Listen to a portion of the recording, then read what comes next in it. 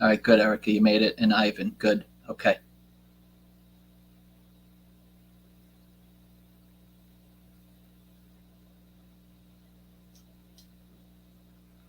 Hello, everyone, and welcome to the National Inventor Club, May 2022. We're here today with some amazing guests from GS1 US. We have Michelle Covey. She is the VP of commercialization for GS1 US. All the barcodes that you see out there, she's responsible for. We also have Erica Chase Gregory from Small Business Development Center. We have Stephen Yanchuk from the US Patent and Trademark Office. We have a great lineup tonight, and we have some inventors to introduce you to, as well as service providers. So very excited to get started. And we also have a very exciting announcement with Erica Bischoff from Campfire Social. And it's a new feature that we have that's going to be implemented into National Inventor Club. So I'm very excited to share all this information. We have a couple of announcements that we're going to be going through as we go through our meeting tonight. But let's get started. First off, I'd like to just start with introducing Erica Bischoff. She is from Campfire Social. Hi, Erica. How are you? Hi, great. Thanks for having me on. Thank you. Very excited to collaborate with Campfire Social as an entrepreneur and inventor of your platform, Campfire Social. I know that you're working with many high-profile associations and clubs and memberships out there, and you've chosen to work with National Inventor Club on an exciting beta, but not really beta. It's live with some inventors that we started with, right? So maybe you can share some information about Campfire Social and what we're doing together with National Inventor Club. Sure, great. So again, I love the National Inventor Club, and I'm so excited to be a part of this with you. So Campfire Social is a private professional network just for inventors within this club. It's very exciting. I'm going to go ahead and share my screen because I'd love to go ahead and show the platform to you all. Okay. I hope you can all see this platform. So you're all going to get an invitation to join the community platform. When you receive it, make sure you click on the link. There's a join button within the email, and that'll take you to a page where you can enter in your email address. You're going to get a code to be able to log in. And then once you're in, you're going to see the screen. What you're going to want to do upon joining is go into the network feature and start exploring the network and find folks that you want to follow. Once you start following them, you're going to see their content in the feed. And this is where you can read articles, you can comment on them, you can like the articles, you can share photos, you can share videos, you can share downloadable PDFs. It's a nice place for you all to share ideas, ask questions of one another, and really, and most importantly, make new connections. But additionally, there's a provider directory, and this is where you're going to start seeing providers who can help you grow your businesses. So far in the directory, we've got the National Inventor Club and Campfire Social, so you can come here and you can learn more about us. Additionally, there's a groups feature, there's announcements, and there's even links to the National Inventor Club events and other learning opportunities that you can go ahead and click through. The platform is super easy to use, but if you have any questions, you can feel free to reach out to me directly, and I'm happy to help you get on board. Thank you very much. So if you're a free or a paid member to start with, you're going to receive, maybe 15 days, 30 days of free access to the National Inventor Club, the NIC community powered by Campfire Social. So please sign up. This is like, I know, Erica, kind of just to give people a perspective on it, but this is like a closed end LinkedIn for us. Exactly. That only we can get into by invite only, that you can post videos and images and tell us about your great wins and different things and network and collaborate, meet other people on there. It's going to be awesome. So if you're a free or paid member, you'll have access for 30 days. After the 30 days, only paid members And remember, we say membership has its benefits. I mean, you get one of these T-shirts. You'll see Kerry's on here also in a few minutes. She's wearing her T-shirt. There's a lot of great features and benefits for being a National Inventor Club paid member. But obviously, we want you to get a taste of what the Campfire Social NIC community is like. So definitely sign up and be a free member. Also, Erica, thank you for getting all this beta activity going and Sure. really getting it launched. I'd like to give a special thanks. And I know you got a chance to get to meet some of the inventors that we've been working with together, but I want to give a special thanks to Sean Taylor, Samantha St. Raymond. I love you guys. George Melistis, Ira Ozer. Thank you so much for starting with the beta test. I know I invited a couple other people. You guys definitely stepped up and put some content on there for us before we go live. So what do you think, Erica? In a couple days, we'll just open it up to everybody. I'll just get everybody in there.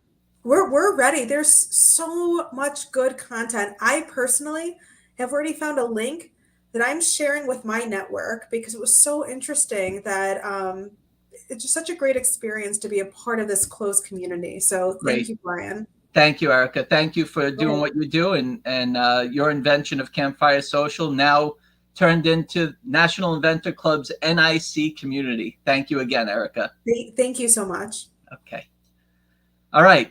Let's get, here we go. Let's have Erica Chase Gregory from the Farmingdale State College Small Business Development Center, which is a division of the Small Business Administration. Erica, we always love having you on, giving great tips and advice for entrepreneurs and inventors out there. So definitely please help us out. Sure. So thank you for having me. Hello again to all the members who are joining tonight. If you don't know what the SBDC does or who we are a national organization. We provide free one-on-one counseling to any person who's looking to start a business or who has a business. We help with everything from your financing needs to your marketing needs to commercialization, anything you need for your business. Inventors come to us on how to find someone to help them build their prototype or to connect with service providers or to connect with attorneys. You have an amazing resource here. As you know, if you've been coming to meetings ongoing through the National Inventors Club. So this is a great place to get your referrals, to get the service providers that you need. But my tip for tonight is if you go outside of this network to find your service provider, I want to give you some things to think about and to avoid getting scammed. First, you want to do a thorough background check on the service provider that you're looking to use for your invention. First and easy, Google them with the word complaint or lawsuit attached to it. Don't just take the first page of Google, kind of go through maybe 3 to 5 pages and see if anything pops up. Second, read testimonials and reviews of that service provider. 1 or 2 or a very small percentage of unhappy customers. Don't be afraid of that. Can't please all the people all the time. Read them, kind of digest it, see what you feel. Get referrals from people. Of course, you have a referral network here. What a great Campfire Social is going to be. Just what it's, what Brian said, a closed group, LinkedIn. It's all for you. Awesome. The next thing is check their social media, personal and business. Get a feel for who they are and what kind of character they are, and see who they partner with. Obviously, Brian partners with a lot of service providers. He can give you referrals. He can help you out. See who they partner with. If, bad characters hang out with bad characters. If you trust somebody in a referral network group, they're not going to want to give you a bad referral or someone who's a little shady. So use the people you know around you. But again, National Inventors Club would be my go-to resource for referrals for a good quality service provider. Thank you so much, Erica. You're welcome. Last thing is how to get connected to an SBDC by you. Go on americassbdc.org in the top left corner. You can find your SBDC, put in your zip code, click, and you can find the center that's going to help you for free with anything that you need. Did you say free? I said free. So if you have an idea and you're looking for local resources, maybe you're looking to create a business plan, maybe you're looking for grant opportunities, maybe you're looking for just things within the colleges that the SBDC has to offer, which many of them have engineering departments with prototyping and CAD drawing that you can obtain from the students. There's somebody that's heading those departments, and you can have hire the kids, or the kids. You can hire the students to end up helping you with design.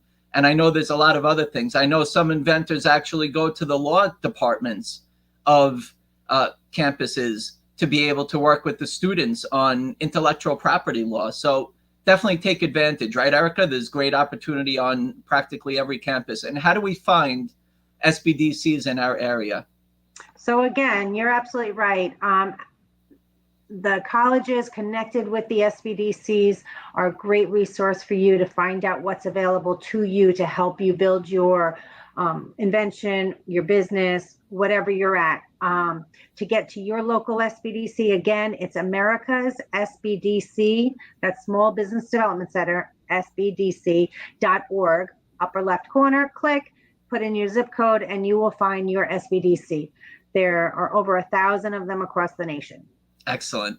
Thank you so much, Erica. We appreciate all that you do, especially during the times of COVID with the aid to all the small businesses out there. I know you definitely had your hands full and you did an amazing job, and you always do. Thank you again for being a sponsor of National Inventor Club.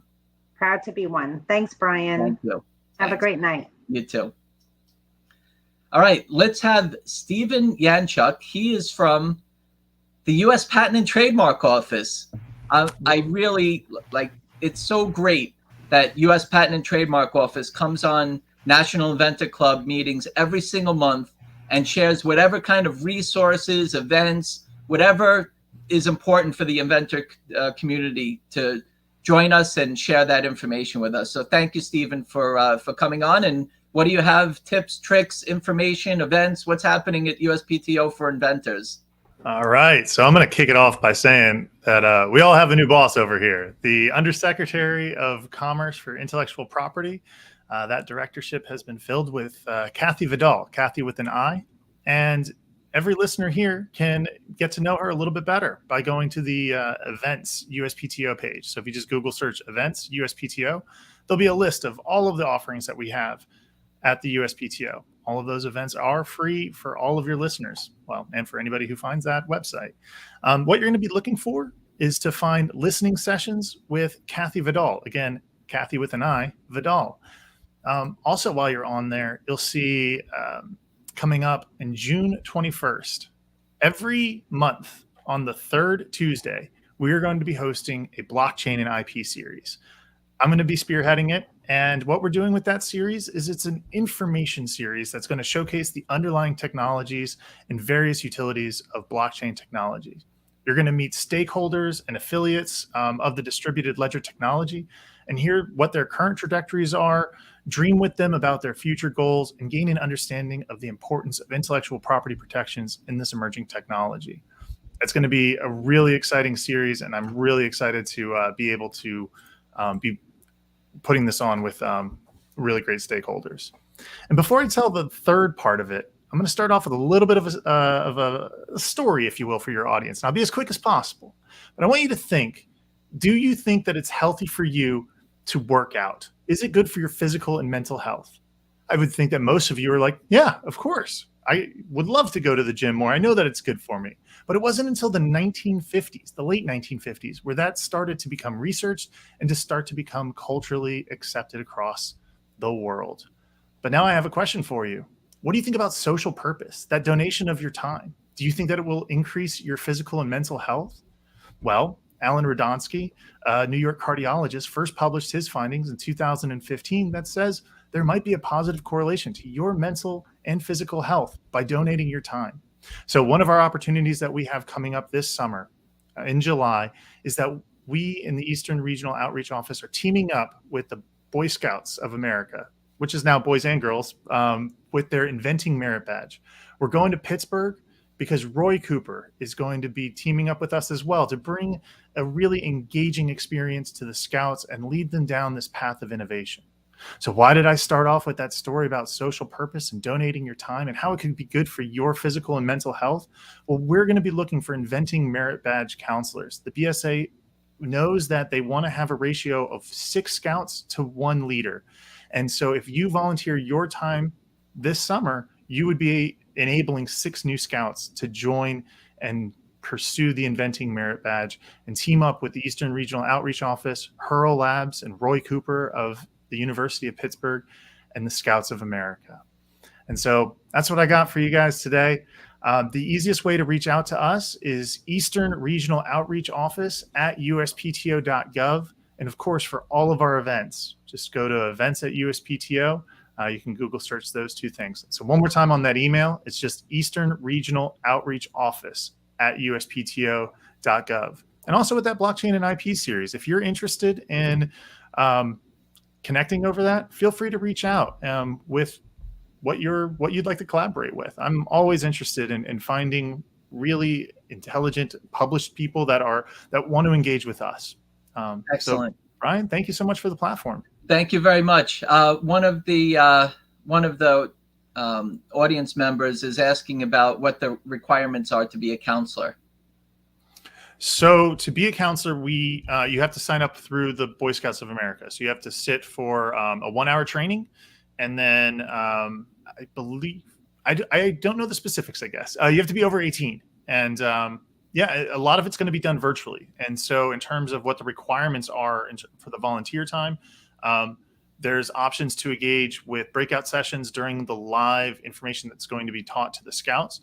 But really, the bulk of the work and the mentorship is going to be about a 10-hour to 20-hour commitment at the end of July, August, and September, kind of scattered as the Scouts start making their requirements. Got it. Stephen, thank you very much. By the way, for those of you who have not been on uspto.gov, that's the web address for the U.S. Patent and Trademark Office website. If you're an inventor, if you are into patents, or trademarks, or resources for inventors and startups and entrepreneurs, you could go to uspto.gov. They have a resource center that you can get great information and educate yourselves before you're speaking to people that you might need help with along the way in the inventor kind of steps. So thank you very much, Stephen. Great information. And we'll see you again next month from the U.S. Patent and Trademark Office. Take care, Brian. Thank you. You too. All right. Now, let's have a couple of new inventors and a service provider that are members. So let's get Ivan North in here. Hi, Ivan. Hi, Brian. How are you doing? Doing great. Thank you very much for becoming a National Inventor Club member. If you don't mind telling us who you are, where you're from, and if you have an invention that you wanted to share quickly. Yeah, Brian, I'm a new member and I'm excited for the club. I've got about 5 different products I'm working on.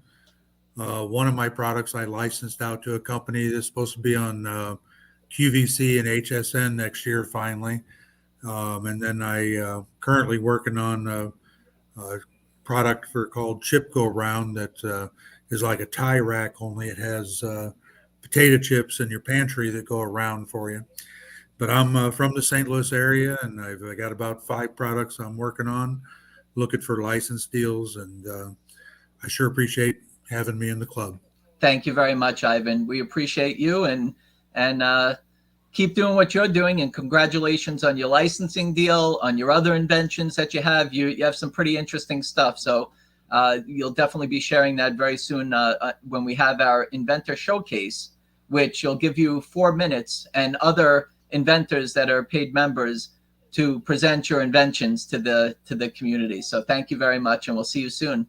Sounds exciting. Thanks. Thank you. All right, let's have Ashok Sayal.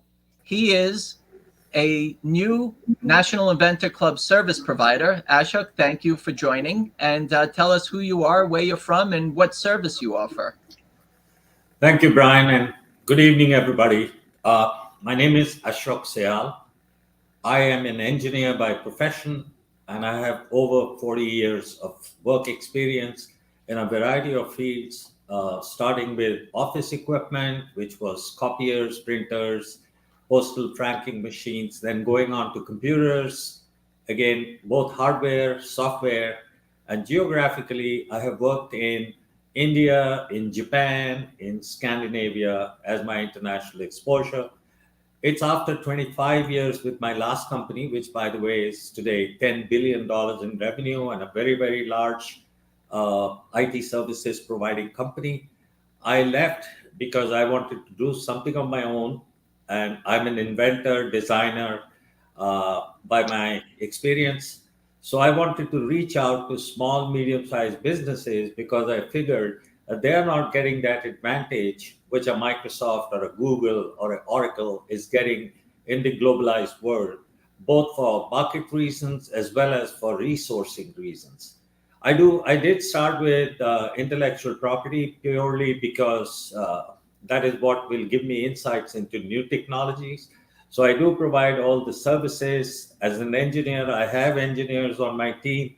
They provide IP related services, which is starting with searches, patents, copyrights, trademarks, landscaping studies, patent watch studies, litigation support, infringement support, invalidation. So all that is very fine. But I did not call myself a lawyer for the reason that a lawyer can't get into the next stage of the product development, which is prototyping, small lot production, sourcing, vendors, globalizing markets, raising funds. That's not what an IP lawyer will do. So I provide all that. So in terms of skills, I have a passion to get all small inventors, small companies, to get them to see the world as a global village and not just restrict themselves to Thank you, Ashok. What's your website that we could take a look at? So it's my company's name is Sumpraxis, which is spelled as SUMPRAXIS. Okay. .com?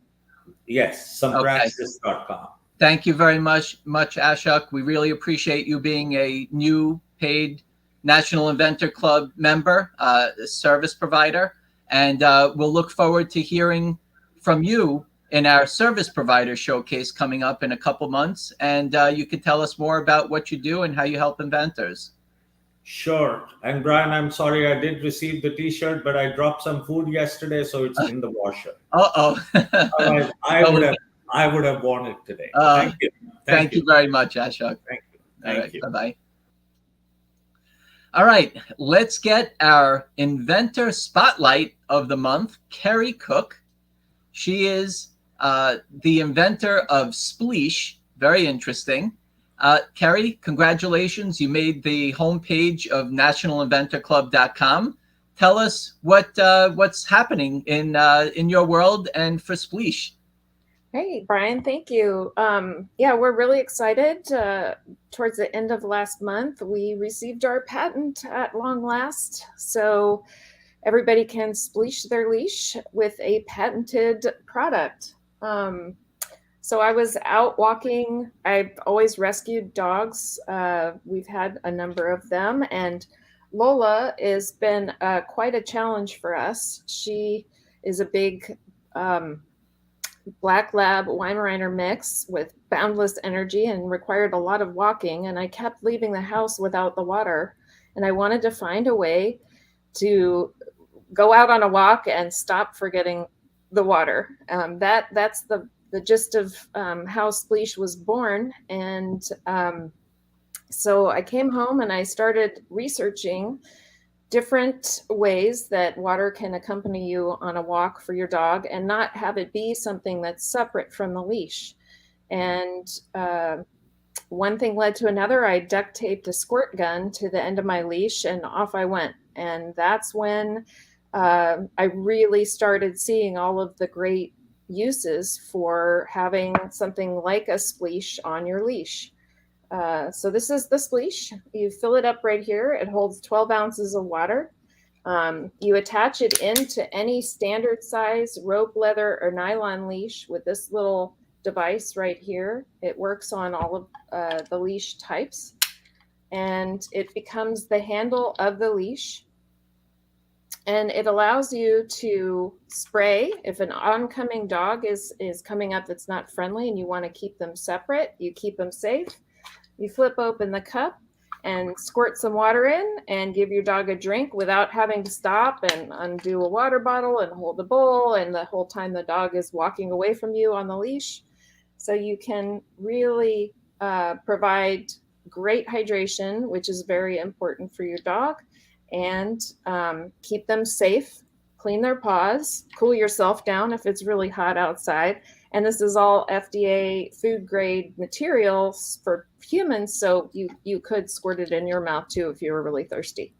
Carrie, congratulations. You finally received your patent, something that many inventors out there wait for.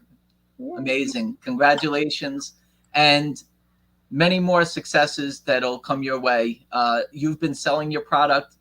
It's definitely been of interest to dog walkers out there, just keeping their dogs hydrated. So thank you for what you've done and what you're going to continue to do. We'll check in with you soon to hear some more updates. So thank you very much for being a member of National Inventor Club and being our National Inventor Club Inventor Spotlight of the Month. Thank you so much. Well, thank you, Brian. Everybody spleesh their leash.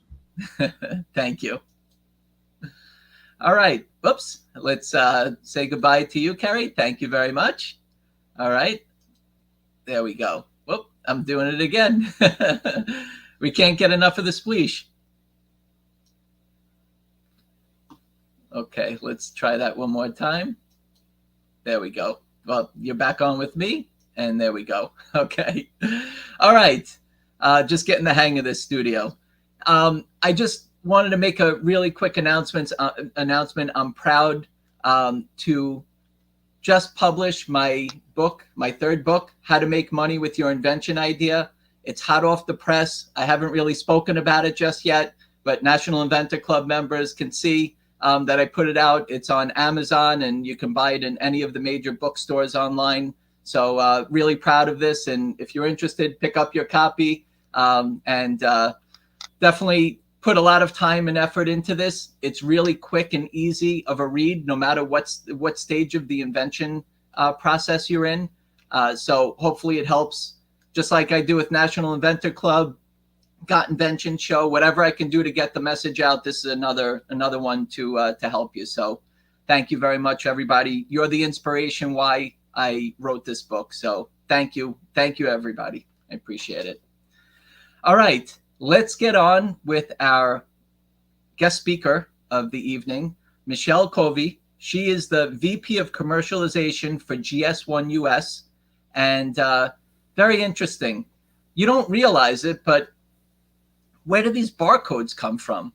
Everybody's putting their products through and just getting through the checkout line. Some of us are using the self-serve. Some of us are still going to the register. But we're always going to that barcode so we can get through the checkout, and when you put that barcode through or your product through, it's actually telling you a lot of things about the product that the retailer needs to know about and what you see on your receipt. So Michelle, thank you very much for joining us. If you don't mind telling us who you are and what GS1 US is about and what we're going to be speaking about tonight. Sure. Thank you, Brian. I really am super excited to be here tonight with you. To introduce myself, I'm Michelle Covey with GS1 US. GS1 US is a part of the largest global standards organization managing standards around product identification. GS1 US is most known for being the administrator of the UPC barcode. So that barcode that you were just talking about that you see on your products that go beep at the checkout stand. And but GS1, at GS1, we also administer many other business standards that help companies be able to trade information about products, about locations, about assets, logistical information through the supply chain. So again, we're a global organization, and many people or many companies use our standards really for supply chain efficiencies. Okay, so we obviously want to learn about the barcode system and all the elements around it. But from an inventor's perspective, or a startup or entrepreneur, I know there's a lot of different names we call ourselves, but really when we're getting our product ready, most likely we're going to need packaging. If it's mail order, if it's retail, most likely it's going to be in some kind of packaging, and it's going to need to communicate to that distribution channel, whether it's Amazon. I know Amazon has its own, and we could talk about that too, but any of the retail stores, they're going to require you most likely to have your own barcode. So eventually you're going to be in the realm of gs1us.org, which is their website, and they provide, and I've been following GS1 US for many, many years, amazing small business resources on there. But for tonight, Michelle, if you can help us to walk us through a little bit more of an understanding. We've heard of GTIN, GTIN, we've heard of ASIN. I know that's not yours, but just to kind of cover that, because a lot of people are, when they're coming up with an invention, they're going on Amazon. But give us like a bit more of an insight to what these barcodes actually mean. Sure. So I guess I'll start with especially this community, inventors, I'd say businesses that are starting to launch a product. One of the first things, like you said, as you are building your product and thinking about packaging and where you're going to launch your product, so which retail channels you're going to sell your product into, one of the first things that most retail partners will ask you for is a product identifier. And that product identifier will help them uniquely identify that product so that they could manage their inventory correctly, be able to ship the customer the right product at the right time. So that unique identifier is really kind of like the license plate for that product. I'm sure when Ivan came on and he said he was just launching a product to HSN or QVC, I know QVC is another company that requires to have that identifier on your product. Most retail channels do. That identifier, what we call at GS1 is the GTIN. It stands for the Global Trade Item Number. And think of it really as the license plate or that unique number associated to your product. So it is actually, that number says that this is, and I have an example, a little bottle of green paint, and the number is uniquely identifies it. That number is then encoded into a barcode, and that's what we always usually commonly call as the UPC, because it's really the UPC barcode. But the GTIN is the number associated to it that gets encoded.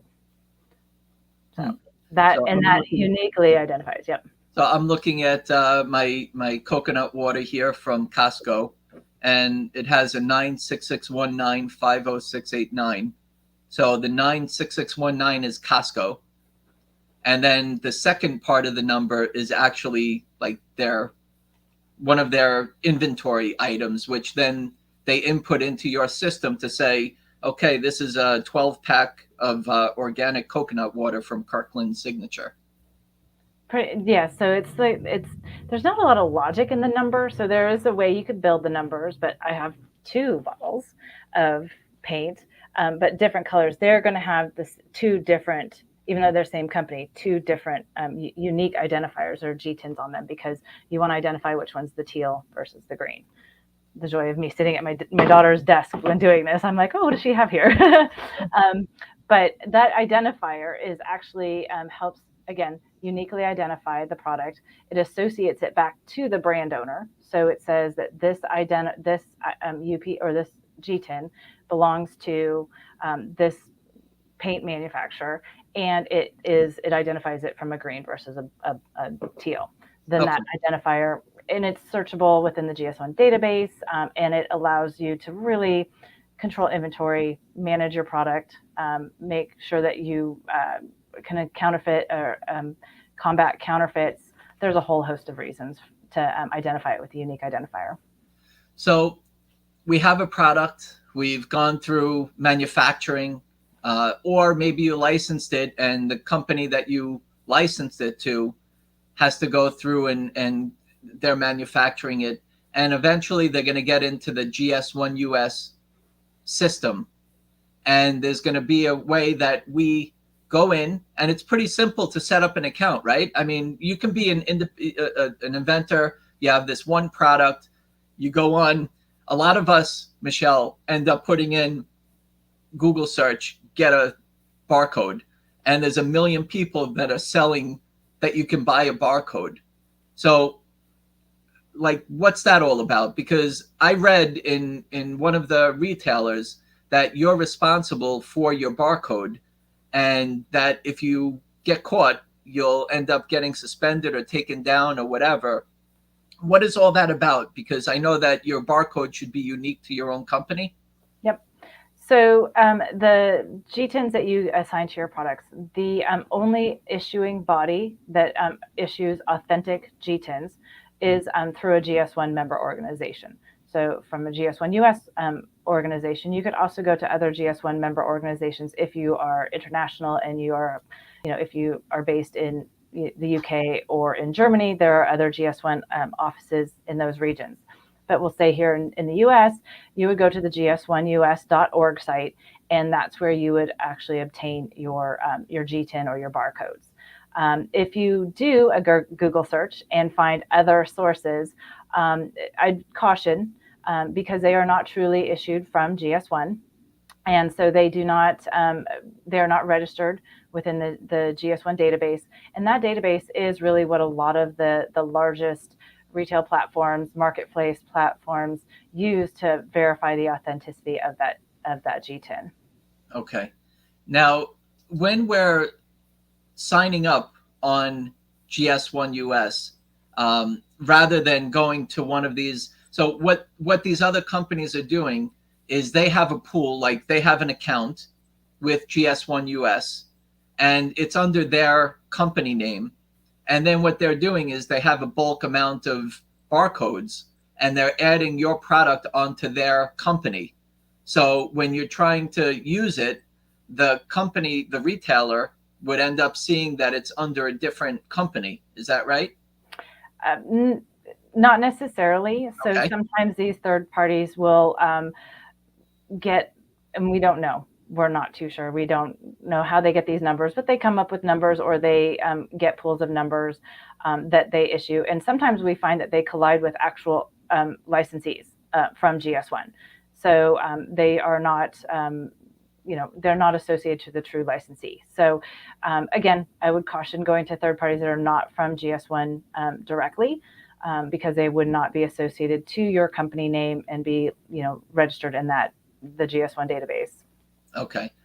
Very easy. You go to gs1us.org, you fill in your information with your company information, and then you go through and you say, you go through the system there and you select that you want to register a barcode, and you have the unique identifier to your company, and then you actually put in the description of your product, as much information as you want on there. So you have one product. So like, let's see, Jeff is asking a question here. When a product has two discrete parts, for each part, does each part get a different number? So, and I could actually walk somebody through. I could throw up the screen of gs1us.org because it's actually really easy to walk through. And that would also address Jeff's question, because we talk about variations. And I think that's really an important thing to consider. So, while you're pulling that up, Michelle, how long does it really take to put a barcode into the system? Like once it's in, and once it's in, how long until the retailer ends up seeing it when somebody scans it? So when somebody comes to license a GTIN with us, it is immediate.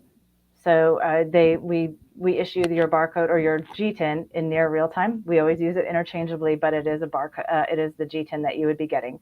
Can you see my screen real quick? I just want to make sure. Yep, okay. I can see it. All right. So I'm just going to walk you through, because we explain some of it on this site. So the gs1us.org site, once you hit our homepage, right here on the front top banner, we always have the Get Your GTINs and Barcodes from GS1 US and how to get started. What this will do is it will bring you into a page, and it allows you, especially if you're if you're launching a new product and you think you only have like one product or maybe two products, but then you start to think about my paint example. I have paint, but then you have it's 6 different colors. And then maybe you have different sizes. Maybe you might sell it in an 8 ounce, and maybe you might sell it in a 20 ounce. So you have to think the variations, because each individual variation would need a new identifier. Because think about when you, like for inventory management, or when a consumer wants to buy a specific variation, retail partners need to know how to identify that each individual variation within their systems, so that when the consumer goes to buy it and they want the green 8 ounce bottle, they'll get the green 8 ounce bottle and not the teal 20 ounce. So we have a barcode estimator on our site. So if you do have products that have a lot of variations, it'll help you determine how many barcodes you might need. But if you are starting off with just 1 or 2, and you know it's just 1 or 2, we have a single GTIN that you can get. So it's just the first option here is a single GTIN. It'll take you in. It'll allow you to license 1, 2, 3, however many GTINs you might need. They're $30 each. And we do ask for a product description and brand name as you fill it out. So you enter that into basically an online shopping cart. Most of us know how to do online shopping. Enter your company information, and then submit a credit card. And then, like I said, within near real time, you would be issued your GTINs. If you actually have more than 10 products, or 10, 100, 1,000, we have bundles. And this is where you actually go into the GS1 company prefix. And it allows you to then create those bulk of GTINs. So you'll see the pricing here. We don't do any special pricing. Our pricing is fixed, being our neutral not-for-profit status. There is just $250 for 10, $750. But what the prefix allows you to do is, again, create those bundles of GTINs or get them in bulk of what we say. But the prefix then also allows you to expand your usage of GS1 standards, because with that prefix, it's also a building blocks for other identifiers, not just the GTIN, but other things like a GS1 128 carton label. So if you start shipping products in cases to retail partners, you could then expand your usage of the standards. Okay. But it's all right here on our page. It walks you through, and it's fairly simple, online forms that most people are used to, and walk you through the process. Pretty easy. So Jeff's question, he said in his case, he's got 2 parts that are going to be sold in one box. So it's 1 GTIN that he needs. It's not for every part that his product is made from. It's 1 GTIN. And if he did have that one that had multiple parts inside, whatever, as many parts as he wants, but he sold his product in green, blue, yellow, and whatever, then he would need a GTIN for each one of them, right? It's for each sellable unit. So if he did have 2, unit. Yeah. So if he had two things in one box, but it was just sold as one box, it'd be 1 GTIN. But if he took the 2 things out and sold each one individually, those are 2 sellable units. Each one would need its own identifier. And once you put them in the box, that box with the 2 would need its another identifier. So think about it as each sellable unit. The beginning of his barcode would be the same number, but the last part would be different relative to how many colors and different SKUs that he has when you say SKU, right? So yeah, if he opted for the prefix, that prefix is that first few. So, and it's variable length. So you can't say it's always 6, because it depends on the capacity. You've got 10, 100, 1,000. But those first few, that prefix is associated to your company. And then from there, you assign just sequential numbers, and then there's a check digit at the end for the algorithm. Got it. To create your GTIN. Okay. And we actually, if members come to GS1 US to license their GTINs or prefixes, we offer a tool. It's called the GS1 Data Hub tool. And especially on prefixes, it helps construct those GTINs correctly, so you don't have to worry about the algorithm. It allows you to assign a thin layer of product information so you can manage your product file. And it just helps you kind of take the logic out of that. It's a great tool for especially small businesses starting out and they just don't want to put that logic into it. The Data Hub tool will help. On the other side, the retailers, how do they end up obtaining the barcode? How does the scanners know what the barcodes, where they're like to pull those in and what they actually mean? So the identifier, that GTIN, when you create a relationship, when a seller creates a relationship with that retail trading partner, you will share your product information. So it'll start with the GTIN, that key, and any other product information. Definitely price. Price is always a good one, because especially at barcode scanning, you're doing a price lookup. But the selling relationship, that's when you share your product information through probably product master data file of some sort, and then that retailer will get that information into their system based on a trading partner relationship, and that once it's in their system, that's how it'll key off and be read by the optical scanners. Understood. Now, I know GS1 US is a non-for-profit organization, but tell me, is it actually a government agency? Because I mean, you're really managing and like directing all this activity in commerce. So maybe you can explain that. So that's a good question. We are not a government agency. We do manage the global standards around, like I said, most known for product information or product identification. But our standards are used across many industry sectors, and government does rely on some of our industry, some of our standards too. So global location number is one that the government is using to track assets through locations, through ports of entry, things like that.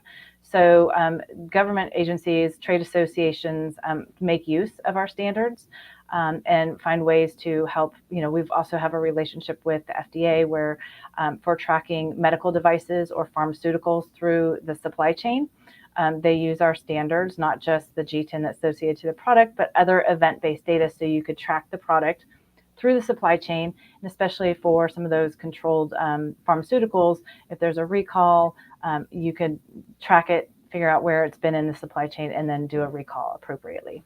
Very interesting. So it's not a government agency, it's member-driven, and the standards are used across industry and government. Yes. And the website is gs1us.org. So most likely, if you're going to be creating a product and packaging it and selling it into retail, you'll probably need to visit GS1 US. They're not a government agency, but they control the way that your product communicates to the retailers, which communicate to your receipts when you're checking out at the register. Very interesting. Can you just share with us that ASIN? Because I know a lot of people are thinking about having their product go right into Amazon, or maybe it's not even a product. Maybe they're buying something from somewhere and they're reselling it. And you don't necessarily, or supposedly you do not need a barcode from Amazon to be on Amazon. Can you share with us what the ASIN versus the barcode is? So Amazon has their own unique identifier called the ASIN, and I always mess it up. It's like the Amazon standard identification number or something like serialized something like that. I always mess it up. But it is a way for them to categorize products in that are alike. Years ago, they actually didn't require or didn't ask for a GTIN, and sellers could just use an ASIN. What they're finding out is there's usually multiple sellers of the same item that go into that ASIN, and they've started asking for the GTIN that's associated to the item, so that it could actually be mapped back to the tradition or to the original brand owner. So what Amazon has found is asking for that next level of product identification, unique product identification, really helps them protect the brands that are selling on the platform. Some are protected brands and don't want resellers of their product. So having that unique identifier allows Amazon to protect the brands, allow them to load only their items with their GTINs on it, and not have any other listings that like a third-party seller may try to list. So they use that for validation. Amazon does have some categories where they have GTIN exemptions, and some of them may make sense, like maybe handmade items, things that are very unique. But for the most part, our recommendation is assign a GTIN to your product, because if it does sell successfully and you want to take your product into other retail channels, it's already got the product identifier, and other retail channels such as Target, Walmart, you heard HSN, QVC, those do have G10 requirements. So it's always best to start off with that unique identifier. Think of Okay. There's a bunch of questions if we can get to some of them, Michelle. Are barcodes also relatable? Are barcodes also relatable to QR codes? That is a really good question. So the 1D barcode that you see right now that most people see on their that do the beep at the checkout stand, this is a linear barcode. GS1 is actually working on an industry initiative with a lot of our members because they're realizing that technology is changing and a lot more information can be shared. Right now, this linear barcode pretty much is just a price lookup. QR codes are something that a lot of retailers are looking at because in those QR codes, a lot more information can be shared. You could have consumer engagement. You could share the path of where a product went through in the supply chains for traceability, for recalls. You could share warranty information. There's a lot of information that could be shared now in a QR code. So GS1 is working on an industry initiative with many of our industry members to start moving to a QR code based or a 2D barcode that can carry the GTIN. So it could still act as the point of sale beep at the checkout stand, but then also carry all that extra information. And so you don't have extra real estate on your product, because you're starting to see a lot of products that have like the barcode for just the scanning at point of sale, and then you have the QR code for consumer engagement, and then you might have a smart label if on your phone for food. We're trying to, move to a single barcode that can do everything. So QR codes are probably be the future of our barcodes. I know this guy. It's my dad. And this is interesting. I know he's I don't know if he's planning on putting a barcode on me or something, but can people obtain a barcode on themselves so they can be identified with their name, address, vitals in case of medical needs? Interesting.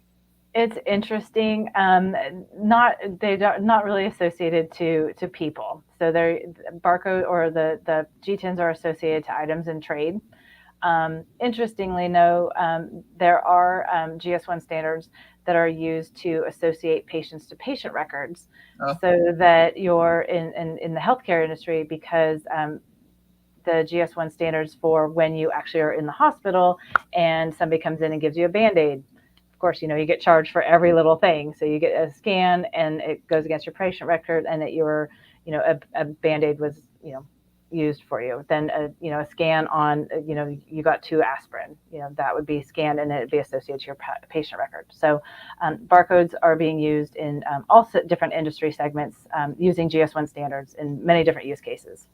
It didn't work, but I knew somebody that actually got a tattoo of a barcode. I don't know what the barcode was of, but he actually had a barcode tattooed on his arm. Never mind this flashback, and that was a long time ago.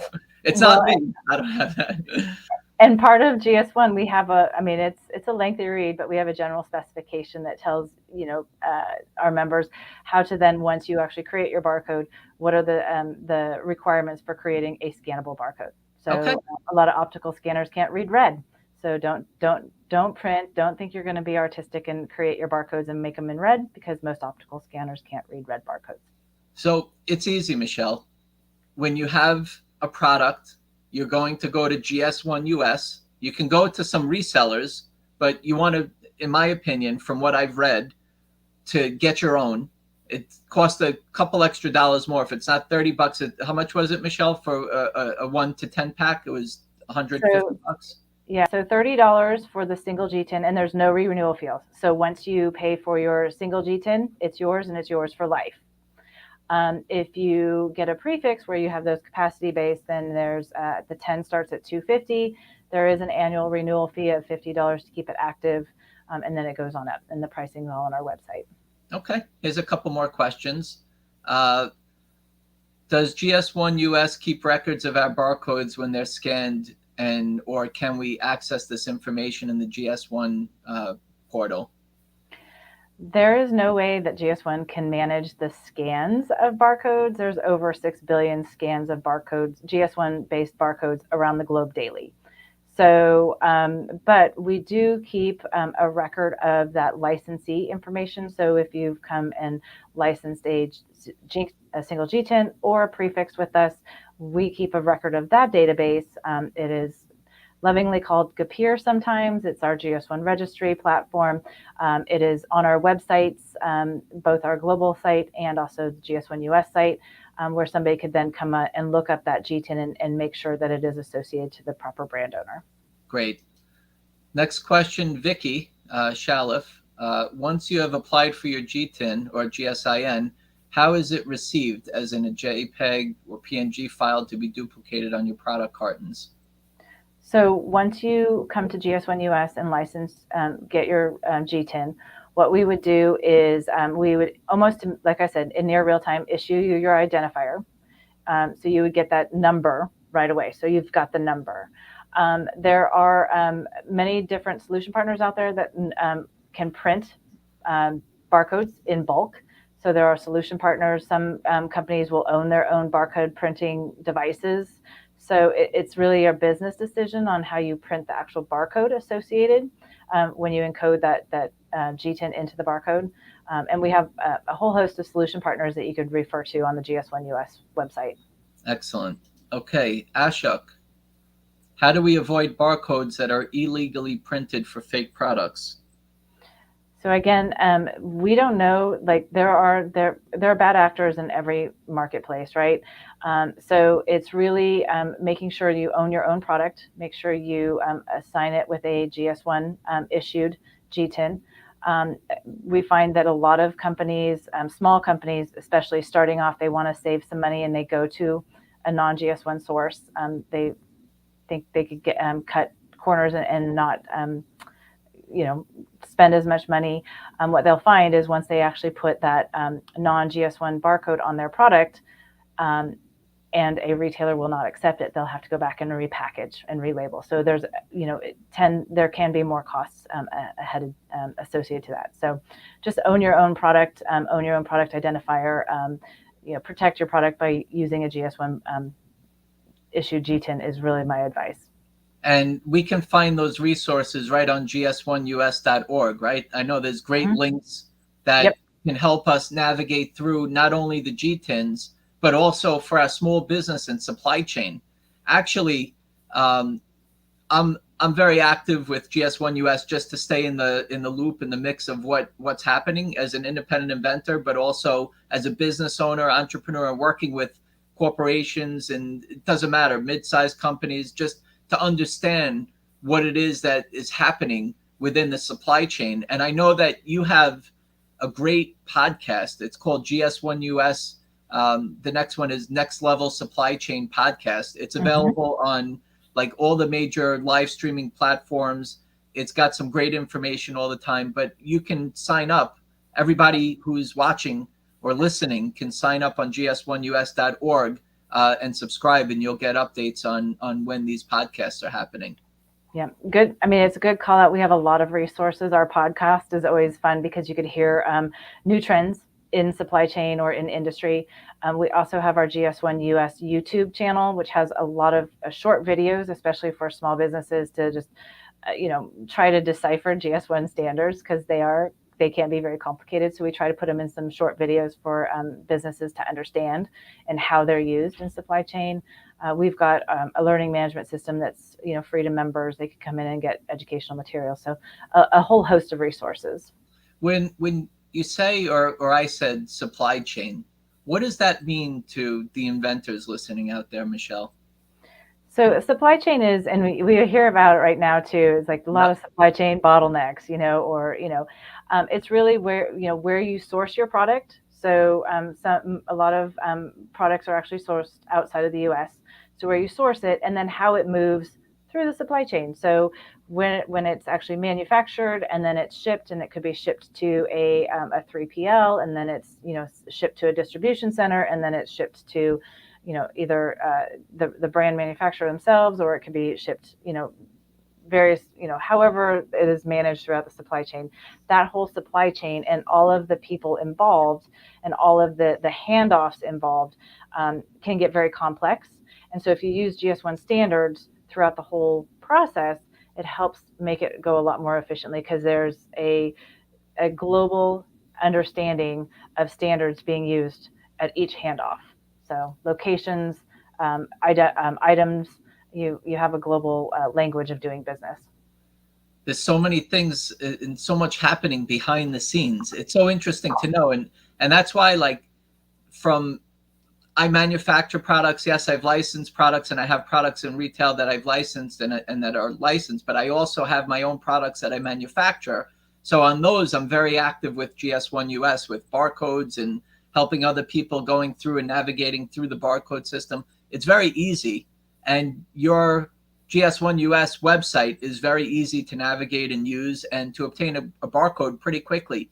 And I have to say that between the inventors that I've veered to GS1 US website and just having some questions, your customer service there is amazing. Everybody's called and not had any issues, figured it out. They walked them through. So anybody can really get their G10, their barcode, whatever we want to call it, but UPC, right? But if you look around, practically everything has a barcode on it. So it's very interesting. And that's why I thought it would be great to have you on National Inventor Club, because yes, this is part of the process of your invention, bringing your product to market. You're going to have to identify what your product is, what variation of your product is, not only to the consumer. They don't really need to know about the barcode in a way, but the people or the distribution channels that you're selling to, they need to know. And it's that main database that holds all this information that communicates between the suppliers and the retailers. Yep. Very interesting. Yep. It's we always say the GS1 standards, they're global standards, and it helps really all businesses do better, be able to trade business transactions more easily. So and everybody's speaking the same language. Right. They're speaking the same language. It's so interesting. Any final words of wisdom, Michelle? You're speaking to, and there's inventors and at all different stages that are watching and listening to our episode this evening. Give us some words of wisdom that you've seen from your experience. I mean, you've been with GS1 US and you see all the activity going on. Help us to get to the step of being out there. You've seen successful companies. Share some words of wisdom with us. I think really, and it always goes back to when you start to launch your product. I know there's a lot of things to consider. We talked about legal, patents, all that. But when you really start to launch your product and how you're going to sell it into retail channels, you may think, oh, I'm just going to start with like one retail channel. But think about growth. Think about where you could go. So when you do start off, setting up that foundation correctly at the beginning. So with product identification right away, because if you skip that step because you think you might not need it, later on, as your business grows or expands, you may have to go back and it may cost you more. So we always say start off on the right foot. It takes a little bit more extra work at the beginning, but if you identify your products uniquely right away with the GS1 standard, it will be recognized globally. And who knows, your product could be sold overseas. Thank you so much, Michelle. Michelle Covey from gs1us.org. She is the VP of Commercialization. That's a very interesting title. Things grow from the GTINs and the barcodes, and it's very interesting. Michelle, you'll join us in we have our National Inventor Club after meeting networking event for the premium members of National Inventor Club. You'll join us for a few minutes in there? I will. That would be fantastic. Thank you very much, Michelle, for everything that you've provided us. I also want to thank John Gramuglia. He is your he's your PR at GS1 US. Thank you for connecting us up. And yep. I follow your newsletters and your podcast, so I'm happy to have you on and share this information like I appreciate and that you can provide to the other inventors like I pick up. So thank you very much. It was a pleasure. Thank you. Thank you. GS1US.org. When you need a barcode, that's where you go. Thank you, Michelle. We'll see you in the after meeting networking event. Thank you. Sounds great. Thank you. Thanks. All right. So that wraps up another night of National Inventor Club, May 2022.